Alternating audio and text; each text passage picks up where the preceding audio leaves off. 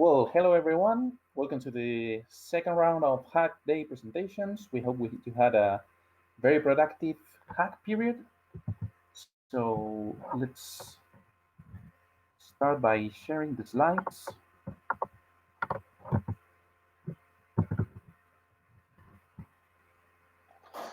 So then let's go to the first slide.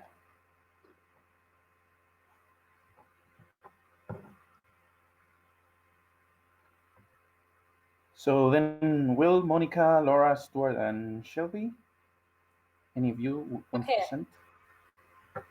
present? This is Monica, so I'll present this one. We hacked on putting together a review process to admit affiliated packages into the SunPy ecosystem. So if you've created a package of your own and it's relevant to solar physics and you want to get more publicity for it and you use some of SunPy's functionality, then you can be a SunPy affiliated package. And we just didn't know what the process is for admitting affiliated packages into the ecosystem. So we have 4 affiliated packages right now, but we wanted a review process. So we came up with one, and we borrowed heavily from the AstroPy affiliated package, which I linked with below, and we also submitted a PR. So that's what we worked at. Great, thank you.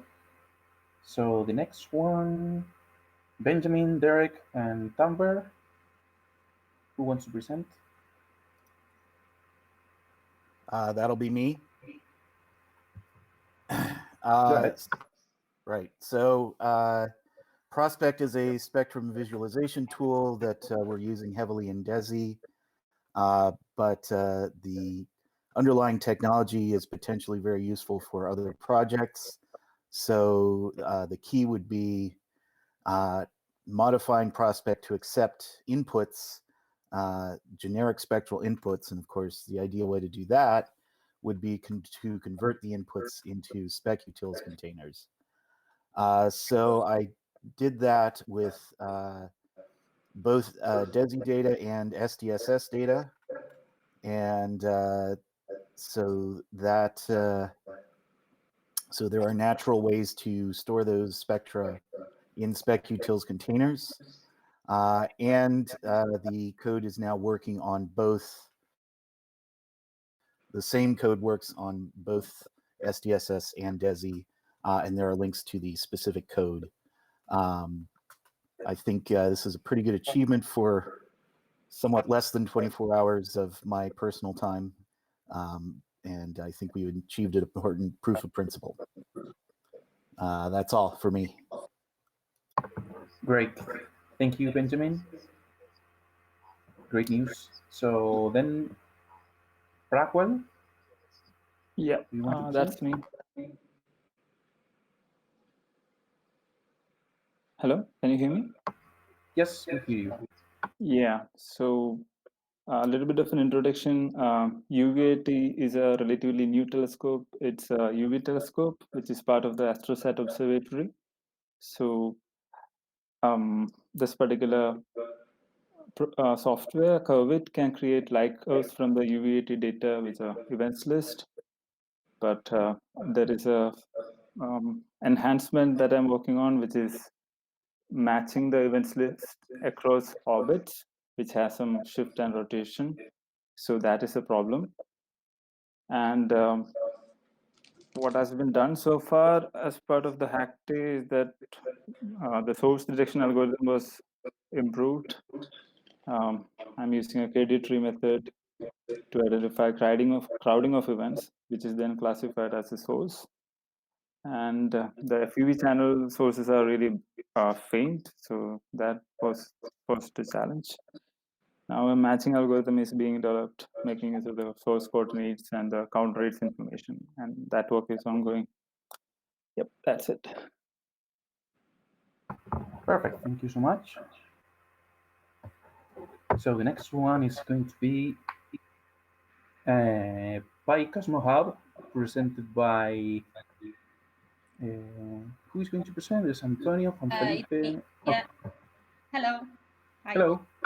I am Federica Tarsitano, and well, thank you very much for organizing these Hack Days. I had the opportunity to present this new code, which I've been developing so far during my PhD, which is PyCosmo, and it's a web phase, which is called PyCosmoHub. So I basically had very fruitful discussions with all the participants to the hack, and in particular, they gave me insights basically on the hub. They basically say that it's very easy to use as well as the code. So you can basically predict cosmological quantities for your analysis very easily with very few lines of codes.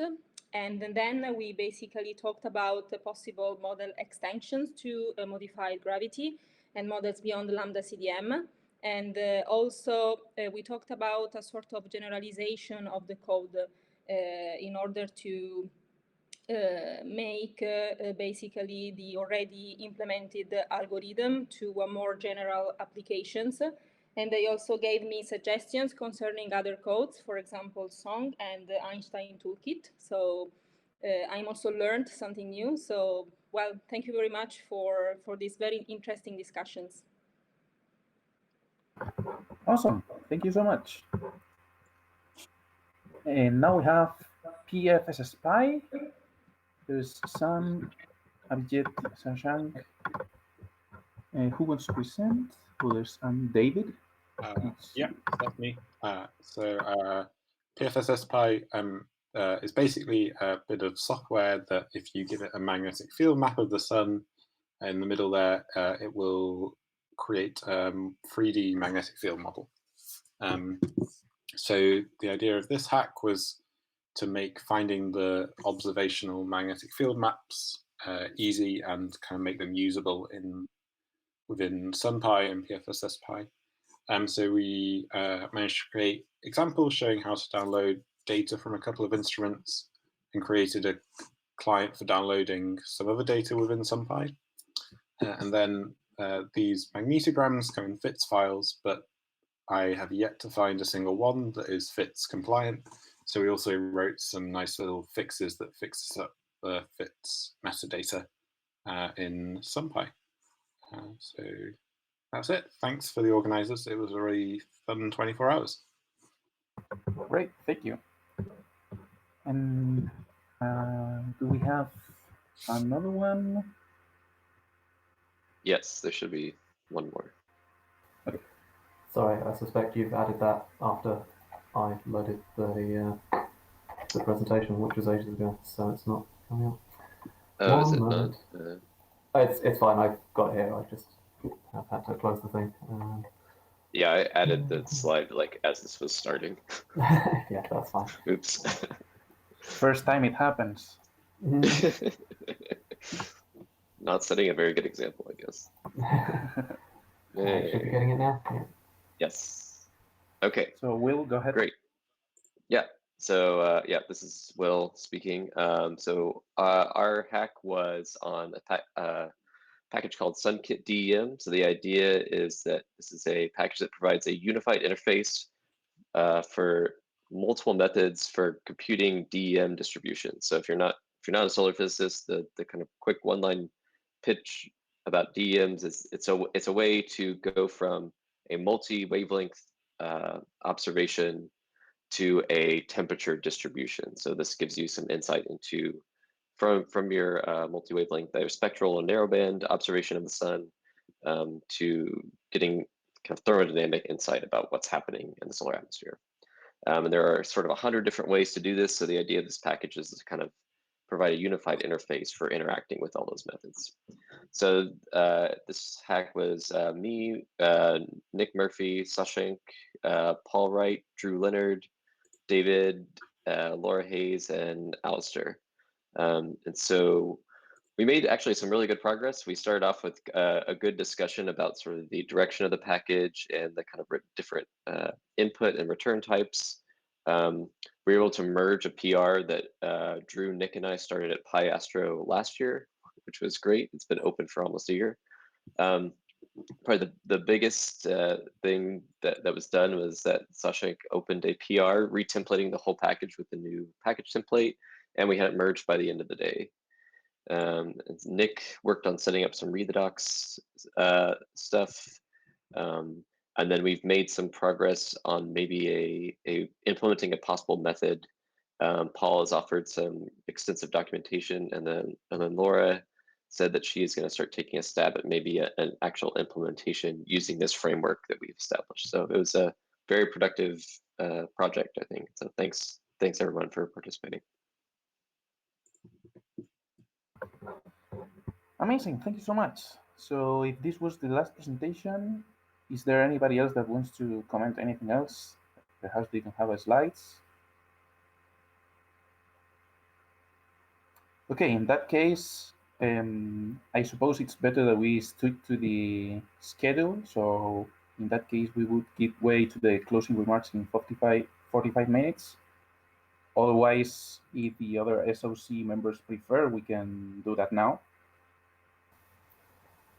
Yeah, I think probably best stick to the schedule if, in case there's anyone tuning in for it later on who will be